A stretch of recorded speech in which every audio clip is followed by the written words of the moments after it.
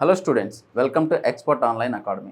In this short video మనం విస్థాపన వ్యవసాయానికి, స్థిర వ్యవసాయానికి, సాంద్ర వ్యవసాయానికి మధ్య ఉన్న డిఫరెన్స్ ఏంటో చూద్దాం. విస్థాపన వ్యవసాయం అంటే ఏంటంటే ఏదైనా ఒక అటవీ ప్రాంతాన్ని కానీ లేదంటే ఖాళీ ఉన్న ప్రాంతాన్ని కానీ తీసుకొని అక్కడ కాల్చడం లేదా కొట్టివేయడం ద్వారా అక్కడ ఉన్న చెట్లను వీటన్నిటిని తొలగించడం ద్వారా ఆ భూభాగాన్ని చదును చేసి దాన్ని అగ్రికల్చర్ ల్యాండ్గా మారిస్తే, వ్యవసాయ భూమిగా మార్చినట్లయితే అలాంటి దాన్ని విస్థాపన వ్యవసాయం అని చెప్పేసి పిలుస్తారు. ఓకేనా? ఫర్ ఎగ్జాంపుల్ ఒక అటవీ ప్రాంతాన్ని తీసుకుందాం. ఇక్కడ పెరిగిన మొక్కలన్నింటినీ కూడా వీటన్నిటిని కూడా తొలగించి ఇక్కడ కొంతకాలం పాటు వ్యవసాయం చేశారు. ఇలా చేసి వ్యవసాయం చేసిన తర్వాత ఇక్కడ ఎప్పుడైతే నేల యొక్క సారం తగ్గిపోతుందో, సారం తగ్గిపోయిన తర్వాత మరొక ప్రాంతానికి వెళ్తారు.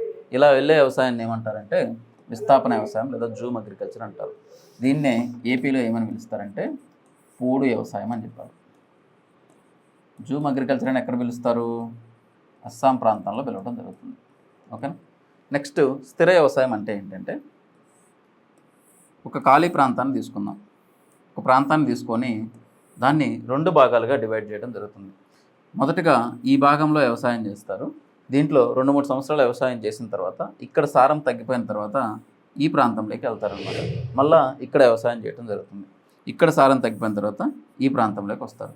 ఇలా షిఫ్టింగ్ చేస్తూ ఉంటారు కాబట్టి, మొత్తం షిఫ్ట్ చేస్తూ ఉంటారు కాబట్టి దీన్ని స్థిర వ్యవసాయం అని చెప్పేసి పిలవడం జరుగుతుంది.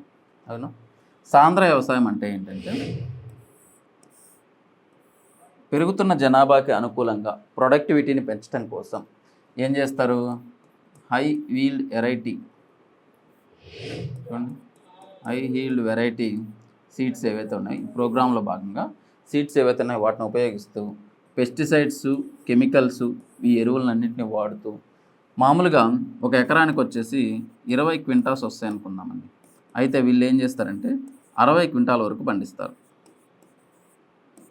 ఇలా కెమికల్ పెస్టిసైడ్స్ని వాడుతూ ఎక్కడైతే నీటి ఆధారం ఉందో అక్కడ హై ఈల్డ్ వెరైటీ సీడ్స్ని ఉపయోగించి పండించే వ్యవసాయాన్ని ఏమన్నారు? సాంద్ర వ్యవసాయం లేదా ఇంటెన్సివ్ అగ్రికల్చర్ అన్నారు.